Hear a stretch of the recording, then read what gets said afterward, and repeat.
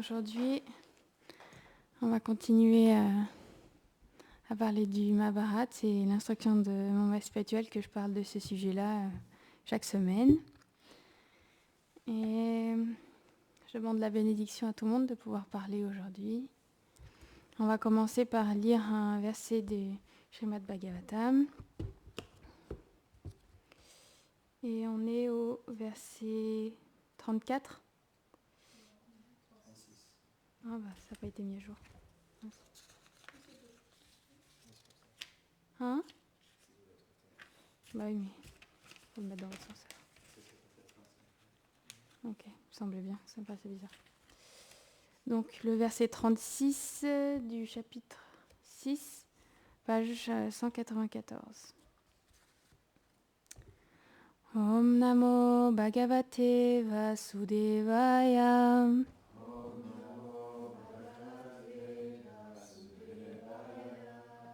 Om Namo Bhagavate Vasudevaya.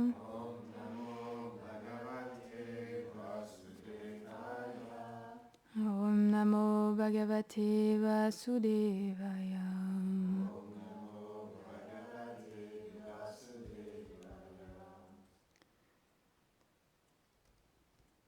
Sarvam tad idam akyatam. Yat prishtoham dvayananga.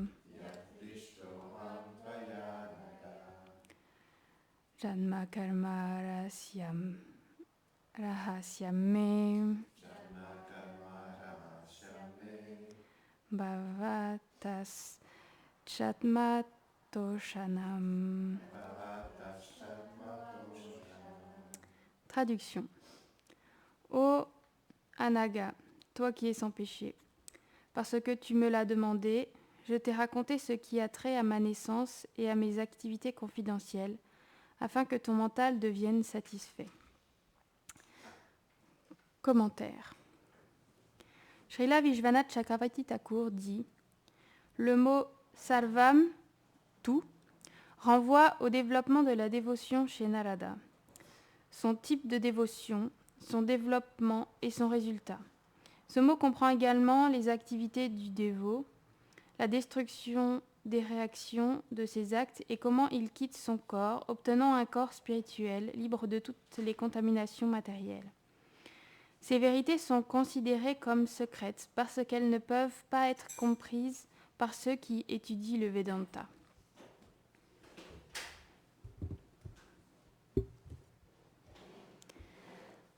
Om Ganantimirandasya Ganam Jaram Sharakaya Shakshurun Militam Yena Tasmai Shri Gurave Namaha Shri Chaitanya Manobishtam Stapitam Yena Bhutare Svayam Rupa Kadamadyam Dadati Svapadantikam Vanchakarpatarubhyascha Kripa Sindhubhya Evacha Patitanam Pavanebhyo Vaishnavebhyo Namo Namaha Jaya Shri Krishna Chaitanya Prabhu Nityananda Shri Advaita Gadadara Shrivasadi Gaura Bhakta Vrindam Hare Krishna Krishna Krishna Hare Hare Hare Ramo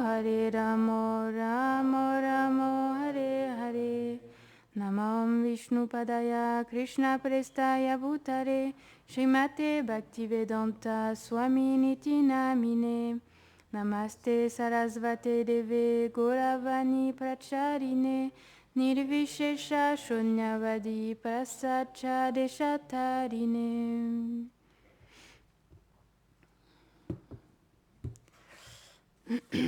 Donc, on va reprendre, on était arrêté la dernière fois. Donc, pour résumer, donc on parle du Mahabharata, donc c'est une très grande épopée, on va dire, d'ancienne histoire de l'Inde, où on va parler principalement des Pandavas et des Kauravas, de cette guerre fratricide qui a eu lieu entre eux, parce qu'ils sont une même famille, ils sont cousins. Les Pandavas sont 5 frères et les Kauravas ils sont 100 frères avec à leur tête Duryodhana. Et on va va voir évoluer ces deux familles, on va dire cette famille entière, mais je veux dire ces deux groupes-là. On sait que Duryodhana, il a beaucoup de mauvaises intentions envers les Pandavas, et Duryodhana, en fait, il est une incarnation partielle de l'âge de Kali. Alors il nous montre toutes ces mauvaises qualités de l'âge de Kali, en fait, et les Pandavas, eux, ils incarnent plutôt des qualités divines, en fait, et par là, parce que Krishna aussi, il intervient dans toute cette histoire, en fait, on est enseigné sur différentes qualités de vie, en fait, à travers Yudhishthir, l'aîné des Pandavas. On va apprendre beaucoup de leçons de vie, dirons-nous. Et dans cette histoire-là, pour résumer un petit peu, les Pandavas, ils ont été exilés dans la forêt. Ils ont une exil de 12 ans dans la forêt et une 13e année où ils doivent rester incognito. Et donc c'est Duryodhana qui a réussi un mauvais coup à travers un jeu de dés, de les faire envoyer comme ça en exil. Et pendant ce temps-là, il a le droit de jouir de toutes les richesses que Yudhishthir il avait acquises, puisqu'ils avaient convenu de séparer le royaume en deux. Normalement, Yudhishthir, il devrait être le roi de la terre, mais comme Duryodhana, par envie, il voulait récupérer le royaume. Et il a quand même, avec son jeu de dés, pu récupérer le royaume. Mais l'entente, c'était qu'après les 13 années d'exil, il devait lui rendre ses biens à Yudhishthir. On sait que ce n'est pas ce qu'il a fait, puisque sinon il n'y aurait pas eu cette guerre de Kurukshetra dont on parle dans la Bhagavad Gita. Mais là, maintenant, on est arrêté pendant cet exil, et on est vers la fin de cet exil des Pandavas, dans la dernière année. Alors c'est un peu des fois compliqué d'avoir au niveau du temps, parce qu'il raconte beaucoup de choses et on a l'impression qu'il y a beaucoup plus de temps des fois qui pourrait être passé. Mais donc la semaine dernière, on avait parlé comment Duryodhana, qui essaye toujours de nuire aux Pandavas, il avait appris qu'ils étaient dans la forêt de Dvaitavana. Et il avait voulu un petit peu, comment on pourrait dire, je ne vais pas le dire avec un mot, ouais, narguer les Pandavas, en fait. Parce que les Pandavas, ça fait 12 ans qu'ils sont dans la forêt, donc, enfin, pas encore 12 ans, mais 11, 12 ans qu'ils sont dans la forêt, donc leur corps, il est quand même assez émacié par une vie d'ascète. Et ils vivent quand même, vraiment, ils vivent comme des brahmanas, comme des ascètes dans la forêt.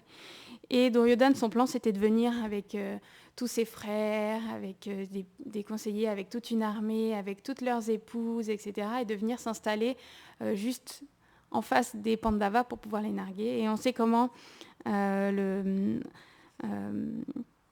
roi des Gandharvas, qui est proche des Pandavas, il avait déclaré enfin un conflit avec les Kauravas, et il avait réussi à vaincre les Kauravas. Et comment c'est les Pandavas eux-mêmes qui étaient venus sauver Duryodhana parce qu'il avait été fait prisonnier. Comment il avait été venu sauver en fait ses propres ennemis. Donc on s'était arrêté là la dernière fois. Et en fait Bhishma, il a appris ce qui s'était passé dans cette forêt-là, parce que c'était un plan de Duryodhana d'aller là-bas, mais Bhishma, il n'était pas d'accord, et il y avait eu un accord comme quoi il allait là-bas pour un service auprès des vaches, mais il ne devait pas aller rencontrer les Pandavas, parce que leur souffrance était déjà assez forte, et c'est de la faute de Duryodhana par des moyens détournés, hein, enfin par des tricheries qu'il les a envoyés dans cet exil. Alors, il était convenu qu'il ne devait pas aller les voir, et il était quand même allé les voir. Il s'est fait prendre finalement une bonne leçon par les Pandavas. Et Bhishma, quand il apprend ça, il va voir Duryodhana, en fait, qui est rentré à Hastinapur. Et il essaye de lui dire que c'est pas bien ce qu'il a fait. Il s'était convenu qu'il ne fallait pas aller les voir. Leur situation est déjà assez difficile, etc. Et de la façon dont il agit, c'est pas une façon royale, c'est pas une bonne façon d'agir comme ça. Et qu'en plus de ça, il a prouvé une fois de plus que les Pandavas étaient supérieurs en fait à eux, parce que même Karna, parce qu'on sait que Karna, qui est un grand ami de de Duryodhana, il est très puissant et on sait que Duryodhana, il met toutes ses chances de vaincre les Pandavas sur Karna. Et ce jour-là, dans la forêt, même Karna, quand il a combattu les Gandharvas, il a été grièvement blessé et il s'est enfui du champ de bataille en laissant Duryodhana avec tous ses frères pendant le combat pour pouvoir sauver sa vie. Donc Bhishma, il lui dit, tu vois, même tu as mis toute ta confiance dans Karna et voilà, tu vois bien ce qu'il a fait, il s'est enfui et du coup, toi, tu t'es fait faire emprisonner par les Gandharvas et heureusement que les Pandavas sont arrivés pour te sauver. Et Karna, simplement, il se met à rire et il s'en va. Parce que, comme on avait dit, après que cet incident s'est passé, Duryodhana, il a une phase où l'humiliation, elle a été telle, faut voir un petit peu la situation. Les Kauravas, ils ont été donnés comme un tribut au pied de Yudhishthir, en fait. Ils ont été rendus comme ça parce que Yudhishthir, il a demandé aux Gandharvas, parce que Arjuna et ses frères, ils ont réussi à vaincre les Gandharvas. Il a demandé à ce qu'ils soient tous relâchés. Et donc, ils ont été vraiment laissés comme un tribut à ses pieds. Donc, il a eu envie de mourir. Et c'est là où les Danavas, donc des démons des régions inférieures, ils ont parlé à Duryodhana en lui disant que pendant la bataille qui aurait lieu après l'exil, il lui offrirait son aide et il inspirerait d'une façon secrète, il inspirerait le camp des Kauravas, donc Bhishma et tous ses alliés, à avoir la force de combattre en fait contre les Pandavas, parce que Bhishma elle a beaucoup d'amour pour les Pandavas. Et les Danavas, ils ont dit qu'il l'inspirait malgré ça à pouvoir combattre même ses êtres chers.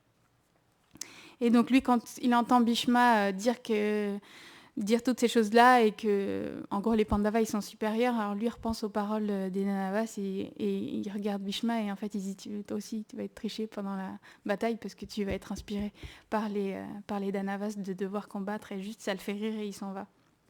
Comme ça, d'un air supérieur. Et donc, du coup, il rencontre Karna et donc c'est les personnes qui lui sont proches, Dushashan, qui est son jeune frère, et Shakuni, son oncle, avec lesquels il montre tous leurs mauvais coups. Et ils se réunissent et ils parlent de Karna, de ce qui a été dit. Et Karna, il est touché par ça parce qu'à chaque fois, Bhishma, il rabaisse Duryodhana et il se dit qu'en fait, Bhishma, il aime mieux les Pandavas qui sont nos ennemis. Et puis, il parle tout le jour durement de toi, alors moi, encore pire. Et ça l'embête parce que Karna, il a vraiment envie d'aider les Kauravas et d'être quelqu'un de présent. Donc, du coup, il essaie de trouver une solution à ça et en fait il se dit je vais faire comme les Pandavas ils ont fait pour Yudhishthir, je vais aller faire le tour du monde et je vais soumettre en fait tous les rois du monde comme les Pandavas ils l'ont fait avant le Rajasuya. Et il demande l'autorisation de Duryodhana, il va aussi prendre les bénédictions auprès des prêtres et puis des supérieurs, de Dhritarashtra, le roi, donc le père de Duryodhana. Il demande la bénédiction de pouvoir aller faire ça. Et donc, il s'en va faire son tour du monde avec une armée, etc. Et il commence par aller voir le royaume de Drupada, donc le père de Draupadi, l'épouse des Pandavas. Il commence par aller là-bas. Et bien entendu, Drupada, il n'est pas favorable à Dhritarashtra et à ses fils, donc il refuse de se soumettre. Et donc, il y a une guerre qui se déclare entre eux. Et Karna, il arrive à vaincre Drupada. Et il force à devoir donner un tribut important pour Duryodhana, pour Dhritarashtra. Et donc de cette manière-là, il va battre différents rois dans les montagnes des Himalayas, il va vaincre Bhagadatta, etc. Donc il fait comme ça son tour du monde et il revient à peu près après une année. Il va revenir à Hastinapur et il va offrir toutes ses richesses aux pieds de Duryodhana et de Dhritarashtra, qui sont très contents, ils l'accueillent à Hastinapur vraiment d'une belle façon, ils lui font des éloges. Et Dhritarashtra lui-même, à ce moment-là, il embrasse en fait il embrasse Karna comme s'il était même son propre fils en fait. Il lui montre beaucoup d'affection. Et suite à ça, ils réfléchissent et parce que Duryodhana, il a toujours envie de pouvoir avoir toute l'opulence comme a pu en bénéficier Yudhishthir, et il pense au Rajasuya qui a été vraiment, on avait décrit le Rajasuya, un merveilleux sacrifice Donc le Rajasuya, c'est un sacrifice qui permet, comme on avait vu la dernière fois, de officiellement être l'empereur du monde. Et Duryodhana, du coup, lui, veut accomplir ce même sacrifice. Alors il va voir le prêtre en chef. Et le prêtre en chef, il lui dit, en fait, c'est pas possible, tu peux pas accomplir le Rajasuya parce que Yudhishthir, il est encore vivant. Et tant que Yudhishthir, il sera vivant, tu pourras pas, parce qu'il peut y avoir qu'un Rajasuya. Tant que lui sera vivant, il est comme officiellement l'empereur du monde et ça peut pas être changé. Et aussi, tant que ton père aussi il est vivant, tu pourras pas non plus accomplir ce sacrifice du Rajasuya. Duryodhana, il est embêté parce que vraiment, il veut pouvoir avoir une grande position. Donc les prêtres y réfléchissent et disent, mais il y a un autre sacrifice qui est égal au Rajasuya et celui-là, tu peux l'accomplir. C'est le sacrifice Vaishnav. Et le seul à avoir accompli ce sacrifice, c'est Vishnu lui-même. Alors, ils font en sorte de pouvoir accomplir ce grand sacrifice. Donc, comme pour le Rajasuya, ils invitent beaucoup de rois du royaume. Ça va être le grand faste. Il faut donner des grandes richesses pendant les sacrifices. Donc, ils vont donner beaucoup de richesses aux brahmanes, aux rois qui viennent, etc. Donc, un petit peu comme ça a été fait pour le Rajasuya. Dushashan, par, on va dire, ruse ou pour embêter les Pandavas, il envoie même une invitation auprès des Pandavas pour qu'ils puissent venir à ce sacrifice. Et donc le messager, il arrive au pied de Yudhishthir et lui dit, voilà, Duryodhana, il va accomplir le grand sacrifice Vaishnav et vous êtes tous invités. Et Yudhishthir dit, je suis très heureux parce qu'il est toujours humble et il n'est pas du tout imbu de sa position ou de quoi que ce soit. Il a vraiment des merveilleuses qualités, Yudhishthir. Alors il est content pour Duryodhana en fait qu'il puisse accomplir ce grand sacrifice qui va certainement lui faire acquérir de grands mérites, etc. Donc il lui dit, je suis très heureux pour lui qu'il puisse accomplir ce sacrifice. Malheureusement, à cause de l'accord qu'on a entre nous, de ce vœu, je suis obligée de rester pendant 12 années dans la forêt et mon vœu n'est pas terminé, donc je ne pourrai pas assister à ce sacrifice, mais quand ces 13 années d'exil, elles seront terminées, ce sera avec joie que je viendrai à Hastinapur. Et Bhima, lui, quand il entend ça, on sait qu'il a un caractère un petit peu plus sanguin, dirons-nous. Lui, ça l'énerve un petit peu. Et lui, il montre son mécontentement, il fait passer un message pour Duryodhana, et en fait, il lui fait dire que quand les 13 années d'exil, elles seront terminées, alors le Seigneur des hommes, et dans le sacrifice de la bataille, il déversera sur les fils de Dhritarashtra le gui de la colère. Donc, il fait comme ça une poésie pour montrer que quand ces 13 années d'exil elles seront finies, alors ce sera la guerre et tous les fils de Dhritarashtra ils mourront parce que c'est son vœu de tuer tous les fils de Dhritarashtra parce qu'ils ont humilié leur épouse Draupadi. Et les autres frères ils parlent pas, le messager comme ça il rentre, donc il y a tout ce grand sacrifice qui a lieu et il y a beaucoup de gens qui ont fait après ce sacrifice des éloges de Duryodhana. Mais c'est pas que tous les habitants de Hastinapur ils sont favorables. Parce qu'il y en a beaucoup qui gardent leur amour quand même pour les Pandavas. Et bien qu'il y en avait beaucoup qui disaient « Ah, ce sacrifice, c'est le plus grand sacrifice qui a été fait de nos ancêtres qui sont allés au paradis, etc. » Donc ils commencent à faire l'éloge de ce merveilleux sacrifice. Mais il y en a d'autres, ceux qui sont favorables aux Pandavas et qui ont assez de courage pour parler fort. Alors ils disent que en fait, ce sacrifice, il ne vaut même pas 1/16 du sacrifice du Rajasuya qui avait eu lieu pour Yudhishthir, en fait. Et Duryodhana, il sait que c'est vrai. Du coup, il est embêté de ça, parce qu'en fait, rien ne peut égaler. Il a été lui-même présent au sacrifice du Rajasuya. Il a bien pu être témoin de l'opulence et du faste qu'il y a eu pour ce sacrifice du Rajasuya. Et son sacrifice, il n'avait rien à voir avec le sacrifice du Rajasuya, même si c'était un merveilleux sacrifice. Alors, du coup, Karna, il voit comme ça Duryodhana qui est embêté, attristé. Et Karna, il essaie de le rassurer et il lui dit que il n'a pas à s'inquiéter et quand les Pandavas vont revenir, il va y avoir une guerre. Quand les Pandavas ils seront morts, alors il pourra enfin accomplir ce sacrifice du Rajasuya. Donc Duryodhana, il attend avec impatience le jour où il pourra accomplir ce sacrifice. Et quand même, il est pas très bien, et du coup, Karna, il décide de faire un vœu pour pouvoir rendre un petit peu de courage et d'espoir à son très cher ami Duryodhana. Et il fait le vœu qu'à partir de maintenant, tant qu'il n'aura pas tué Arjuna, alors il offrirait tout ce qu'il veut à ceux qui viennent le voir, en fait. Il offrirait la charité comme ça. Et il ne mangerait plus de viande ni bénéficierait d'aucun luxe.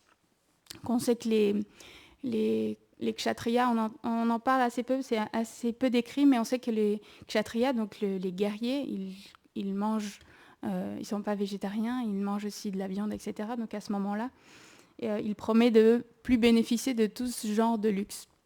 Karna, et donc il offrira, si quelqu'un vient le voir, il ne pourra jamais lui dire « je ne peux pas te donner ça ». Et à cause de ça, du coup, tous les Kauravas, tous les Duryodhana et tous ses frères, ils louent Karna. En fait, ils sont très heureux et ça leur donne un petit peu la niaque d'avancer et d'espérer de pouvoir tuer les Pandavas et de pouvoir avoir le contrôle vraiment complet. Et suite à ça, donc on va retourner un petit peu auprès des Pandavas dans la forêt. Ils sont toujours à Advaitavana. Et dans un rêve, il y a des biches qui vont venir voir Yudhishthir, parce qu'on sait que les Pandavas, quand ils sont dans la forêt, ils chassent les animaux sauvages. Et les biches, elles sont venues le voir parce qu'elles ont dit, maintenant, ça fait 1 an et 8 mois que vous êtes ici, et il reste très peu de biches, et ce serait bien que vous changiez d'endroit, parce que sinon, on va tous être exterminés. Et donc, comme ça, elle implore Yudhishthir de pouvoir... qu'elle puisse vivre paisiblement dans cet endroit-là. Et donc, Yudhishthir, quand il se réveille, il va voir ses frères et il leur explique de quoi il est arrivé. Et le jour même, il décide de ranger un petit peu leur campement et de retourner à Kamyakavan. Donc, ils vont s'installer à Kamyakavan. Et à cet endroit-là, donc il y a une autre forêt. Donc, Vana, ça veut dire forêt. Donc, c'est la forêt de Kamyaka. Et à cet endroit-là, Vyasadeva, il vient les voir. Donc là, comme on a déjà dit, on est à quelques mois de la fin de la 12e année, hein, donc la fin de l'exil dans la forêt, mais on a encore quelques petites aventures à vivre avant d'aller dans la 13e année. Et il vient et il parle de différentes sagesses à Yudhishthir. Il lui explique comment, dans ce monde, on expérimente le bonheur et aussi le malheur. On ne peut pas expérimenter le bonheur sans mélange, en fait. C'est obligatoirement, on va être obligé dans ce monde d'être touché tantôt par le bonheur, tantôt par le malheur. Il explique comment il ne faut pas être affecté, en fait, par toutes ces joies et toutes ces peines, et comment il faut vivre de cette façon-là. Il lui parle aussi de la charité. Et quand il a fini de parler, Yudhishthir, il lui pose une question et lui demande de la charité ou de l'ascétisme, qu'est-ce qui est le plus grand et qu'est-ce qui est le plus difficile entre les deux. Est-ce que c'est l'ascétisme qui est le plus difficile ou est-ce que c'est la charité qui est le plus difficile? Et Vyasadeva, il explique que le plus difficile, c'est la charité. Pourquoi la charité, c'est le plus difficile? Parce que c'est expliqué que les hommes, ils acquièrent leur richesse avec grande difficulté. Ils sont capables de travailler jour et nuit pour pouvoir acquérir des richesses. Ils sont capables même de risquer leur vie pour pouvoir acquérir des richesses. Alors, il leur est vraiment très difficile d'offrir toute cette richesse-là en charité, en fait. Donc c'est pour ça que la charité, elle est le plus difficile à faire, plus que l'ascétisme, plus que de vivre une vie. Donc l'ascétisme, de vivre une vie austère dans la forêt, etc., méditer, etc. Donc ce qui est plus difficile encore, il explique effectivement, c'est la charité.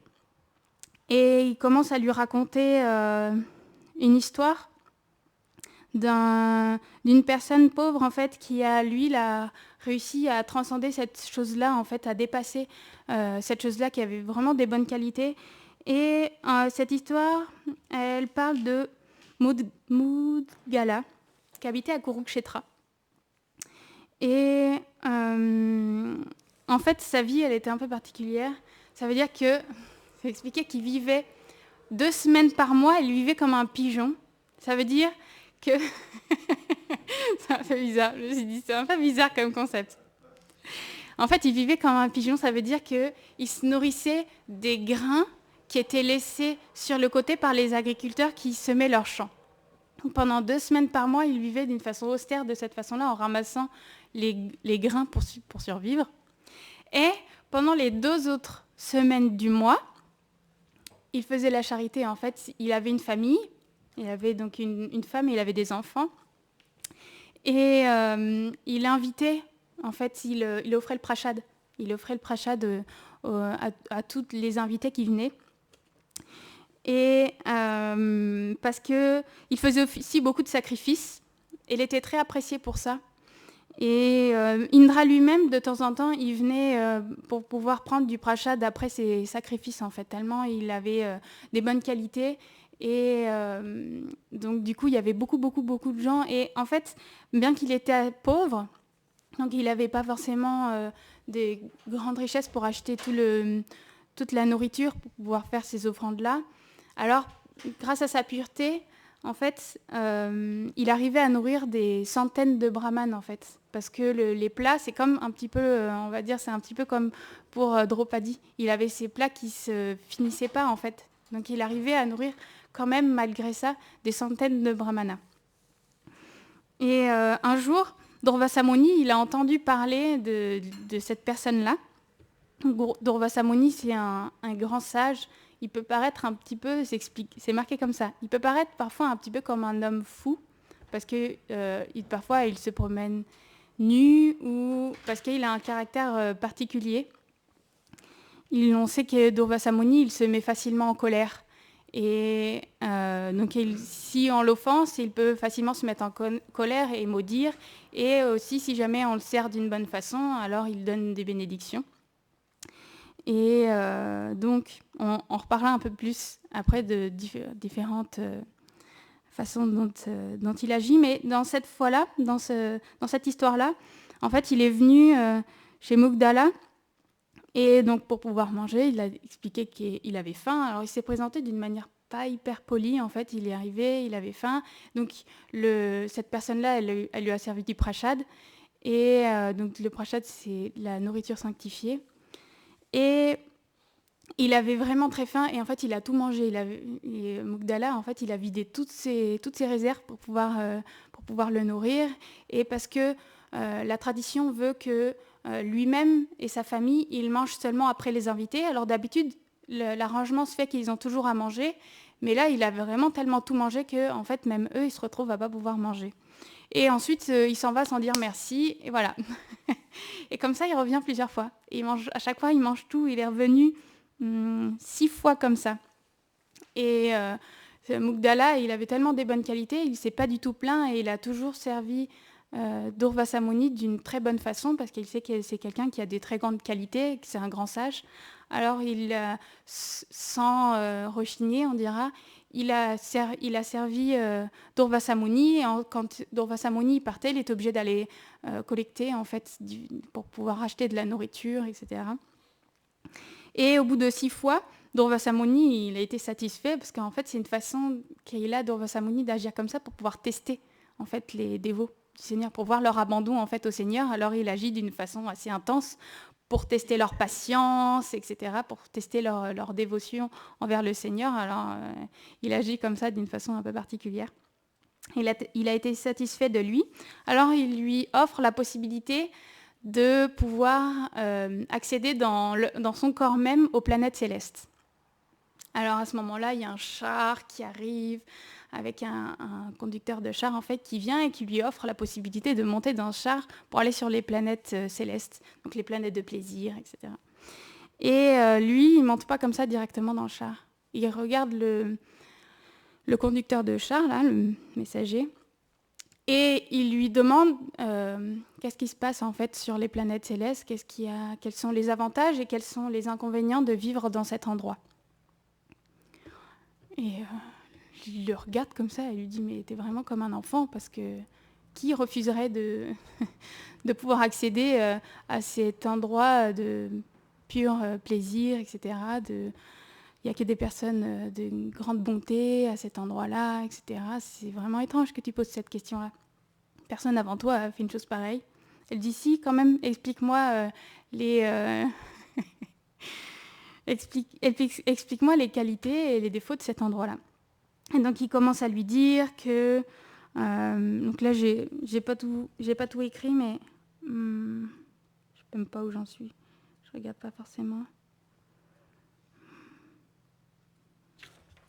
Je vais essayer de voir pour vous dicter quelques petites descriptions des planètes célestes qu'il y a eu à cet endroit-là.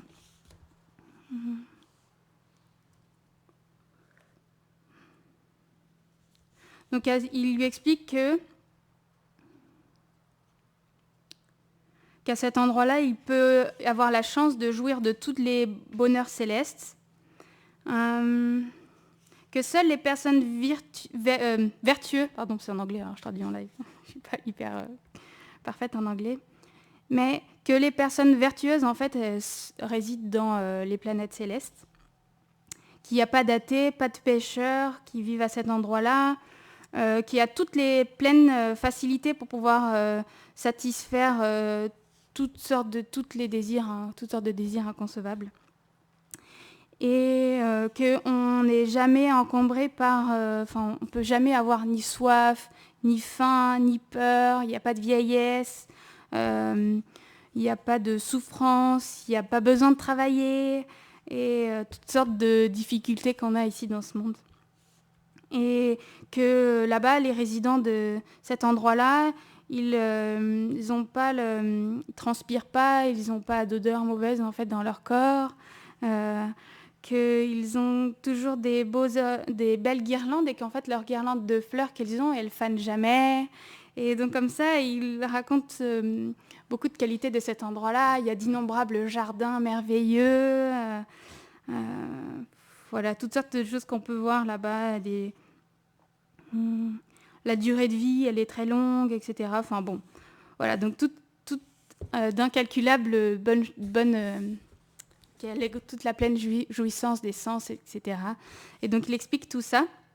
Mais bien sûr, il y a aussi des désavantages, il lui dit. Et en fait, il lui dit que on atteint les planètes du paradis en résultat d'actes bons, en fait, parce qu'on sait que la planète Terre, alors, elle permet de pouvoir, parce qu'on est libre de nos actes, alors on peut accumuler des actes pieux ou des actes impies. En résultat de ces actes, alors, on va accéder aux régions inférieures, aux planètes inférieures ou aux planètes supérieures. Donc quand on va faire des actes impies, on va aller dans des régions inférieures, après on va par exemple avoir des naissances dans des animaux, etc., en résultat de ces actes mauvais. Mais au contraire, si on fait des actes pieux, si on fait des actes bons, alors on a la possibilité d'accéder à ces régions-là, donc les régions célestes. Et en fait, quand on est dans ces régions célestes, alors on ne peut plus accumuler d'actes pieux. Simplement, petit à petit, en résidant là-bas, on grille petit à petit tous nos actes pieux qu'on a accumulés quand on était sur Terre. Qui lui explique ça. Et quand ce crédit d'actes pieux, il arrive à son terme, alors tout d'un coup, on a les fleurs qui ne fanaient jamais, en fait, qui se mettent à faner. Alors on devient faible, on s'évanouit. Et en fait, on finit par reprendre naissance sur Terre en tant qu'un humain. Et comme ça, on a la possibilité de pouvoir réaccumuler des actes pieux pour pouvoir de nouveau accéder à ces régions célestes. Et Mugdala, quand il entend ça, ça lui donne pas du tout envie de devoir tourner comme ça dans ce cycle. Lui, ça l'intéresse pas du tout, et donc il pose des questions s'il n'y a pas un meilleur endroit, en fait. Et à ce moment-là, il lui parle de monde spirituel, en fait. Et il lui explique que par la méditation et par l'absorption pleine dans le Seigneur suprême et donc comme on a déjà décrit, en voulant rien pour nous-mêmes, etc., en voulant pleinement servir le Seigneur suprême, etc., en méditant pleinement sur lui. Et de différentes comme ça façons, alors on peut atteindre ces planètes Vaikunta ou différentes... il y a différents endroits, différentes régions, on va dire, dans le monde spirituel. Et de cet endroit-là, on ne retombe jamais. Et on vit dans un bonheur éternel, en fait, au service du Seigneur. Et quand il entend ça, alors il décide que c'est à cet endroit-là qu'il veut aller. Alors il quitte tout.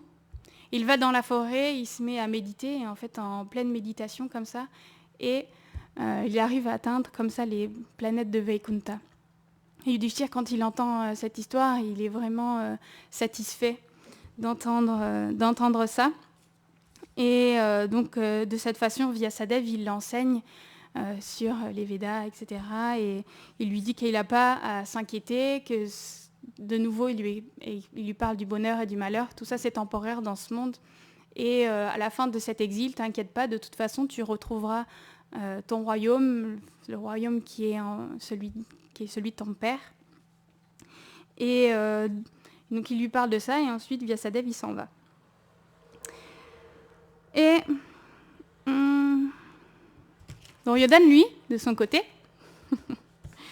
il continue à réfléchir à une façon pour pouvoir embêter les Pandavas. Toujours, c'est sa méditation constante, qu'est-ce qu'il va pouvoir faire pour encore faire un trick, une tricherie encore aux Pandavas. Et il se trouve que à ce moment-là, Durvasa Muni, il arrive à Sinapur. Et comme on vient de le décrire dans cette histoire-là, Durvasa Muni, il a un caractère vraiment spécial.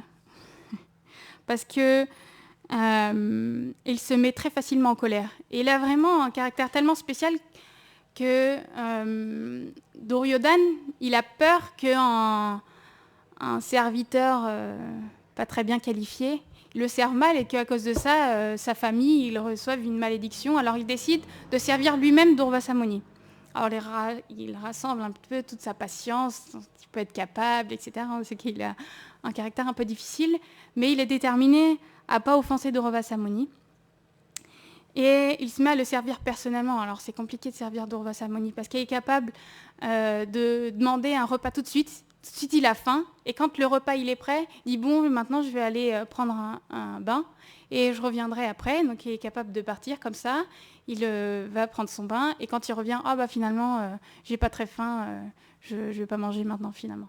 Ou il est capable, en pleine nuit à minuit, d'avoir faim et de réclamer à manger ou quelqu'un autre service. En plus, il se plaint de la nourriture. Voilà, il est vraiment capable de tout d'un coup de réclamer, voilà, que tout d'un coup il a faim. Et donc comme ça, il mène un petit peu en bateau quelque part Duryodhana. Mais Duryodhana, il a cette idée fixe qu'il faut bien qu'il serve Durvasa Muni. Et du coup, pendant le séjour de Durvasa Muni, il va le servir vraiment parfaitement.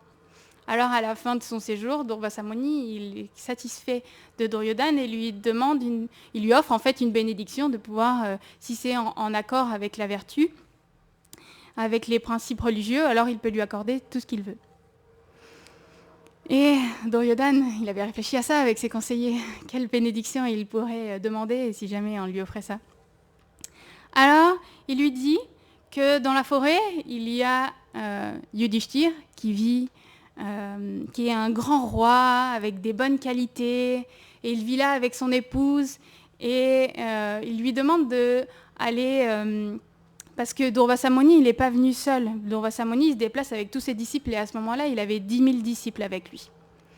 Et il lui dit, va voir les Pandavas, tu lui demandes, de la même façon que tu m'as demandé de te servir, va demander à Yudhishthir de te servir, mais simplement, tu y vas en fin de journée, une fois que Draupadi elle a déjà mangé et qu'il se prépare à aller se reposer.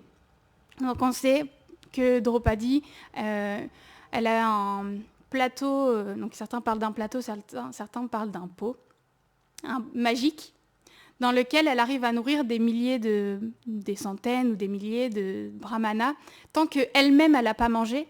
alors le contenant, il se remplit toujours.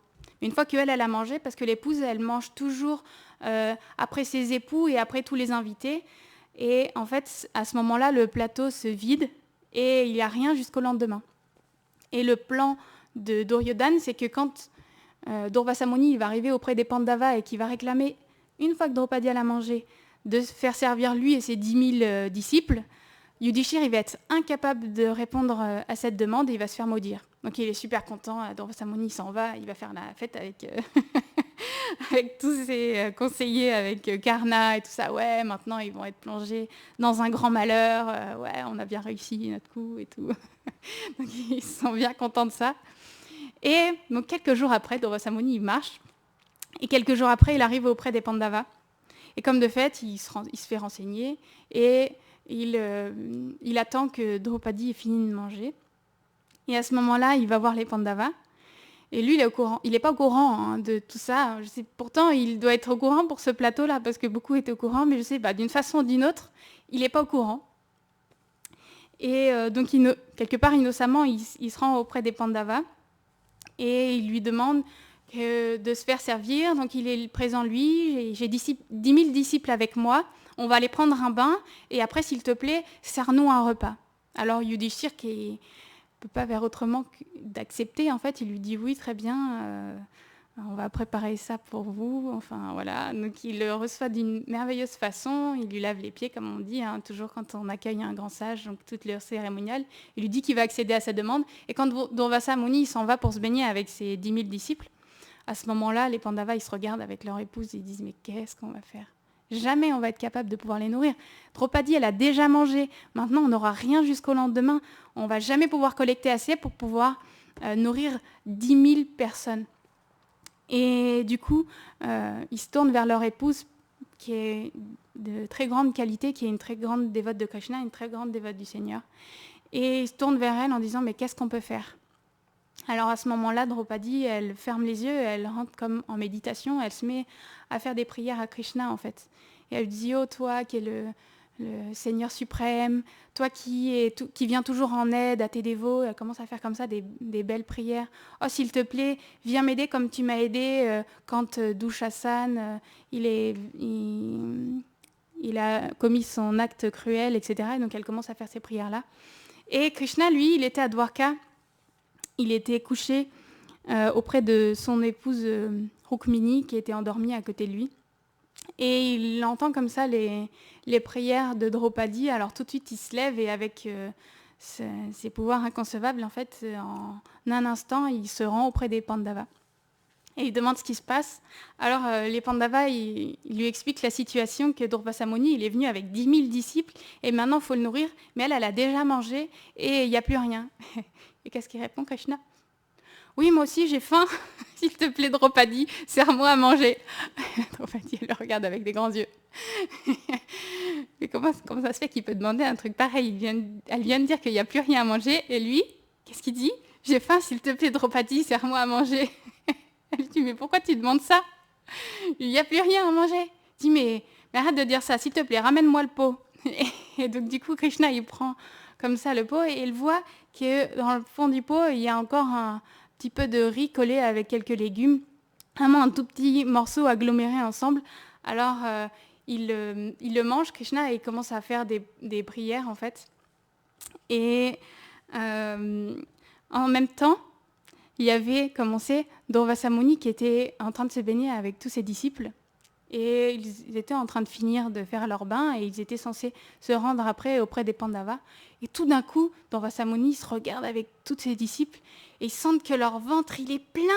Mais on dit, les Vaishnavas, quand il y a un festival qui est servi, il faut manger jusqu'au cou. En fait, là, ils se regardent et ils sont tous en train de se frotter le ventre comme ça, comme si vraiment, il y a un disciple qui regarde Durvasa Muni et dit « Mais là, je suis rempli jusqu'au cou. Rien qu'à l'idée de manger, je serais incapable de manger quoi que ce soit en plus. » Et Durvasa Muni, il réfléchit et dit « Waouh, mais qu'est-ce qu'on va faire ?» Parce que Yudhishthir, il a acquis beaucoup d'ascétisme en fait en vivant comme ça dans la forêt. Et je sais que c'est un très grand dévot du Seigneur Hari. et je voudrais pas l'offenser. Par le passé, j'ai déjà commis des offenses envers un dévot du Seigneur Ali et j'ai failli perdre la vie. Donc on connaît ces petites anecdotes. Et du coup, il dit, mais qu'est-ce qu'on va faire? On ne pourra jamais retourner là-bas auprès de Yudhishthir. Si jamais Yudhishthir, on lui dit comme ça, face à face, que en fait, on ne va pas pouvoir honorer. Il a cuisiné pour 10 000 personnes et on va arriver vers lui et avec son regard plein de colère, en fait, il va nous consumer direct. Et donc, du coup, Durva Samuni dit, ok, il faut qu'on s'en aille. Et donc, Durva Samuni, il se met à partir et à ce moment-là, il y a tous les disciples de Durva Samuni qui se rassemblent et qui partent tous dans tous les sens. Tout d'un coup, tout le monde se met à partir dans tous les sens pour ne pas avoir à subir la colère de Yudhishthir. Et pendant ce temps-là, Krishna, il est toujours avec les Pandavas. Et comme il vient, on sait, de manger ce dernier petit morceau de prasad qui est resté au fond du pot. Et il demande à Sahadev d'aller chercher Durva Samuni. Les Pandavas, ils ne comprennent toujours pas ce qui se passe, mais bon. Parce que c'est Krishna, il est leur ami intime et il est le Seigneur suprême. Alors, ils ont pleine foi en lui. Alors, du coup, Sahadev, il va sur place, sur le bord du lac. Et il n'y a personne. C'est bizarre, il n'y a personne. Simplement, il y a encore des pots. En fait, des pots, les ascètes, ils se promènent avec un pot et il y a même des pots par terre et même des vêtements, en fait, parce que les sages, ils sont tellement partis en hâte que certains ont même oublié leurs vêtements et leurs pots, en fait. Et du coup, il regarde partout, puis il ne voit plus personne. Alors, il va voir des brahmanes qui habitaient là, les locaux, et il demande où est passé Durva Samuni avec tous ses disciples. Et ils disent, je ne sais pas, tout d'un coup, précipitamment, ils sont partis, ils sont plus là maintenant. Et Sahadev, il rentre, il va voir les Pandavas, il va voir ses frères. Et il leur explique que Durvasa, il n'est pas là, il est parti apparemment. Et quand même, Yudhishthir, il continue à s'inquiéter parce qu'il sait que Durva Samuni, il a un caractère très changeant et dit, ça se trouve, il va venir en plein milieu de la nuit, il va nous dire qu'il a faim, mais cette nuit, je ne pourrai toujours pas le nourrir. Et Krishna, il est toujours là et lui dit, mais ça va, t'inquiète pas, Yudhishthir, je suis venue en fait pour t'aider et j'ai fait l'arrangement pour qu'il ne puisse pas t'embêter en fait. Donc t'inquiète pas, il ne va pas revenir. T'as pas à t'en faire pour ça. Alors du coup, Krishna, il demande, après d'avoir rassuré les Pandavas, il demande l'autorisation de pouvoir partir à Yudhishthir. Et bien évidemment, Yudhishthir, il accorde à Krishna la possibilité de pouvoir rentrer chez lui. Et les Pandavas, comme ça, ils vont pouvoir aller se reposer l'esprit tranquille, sans avoir peur que Durva Samuni vienne les voir en pleine nuit. Et donc, on va arrêter là pour aujourd'hui.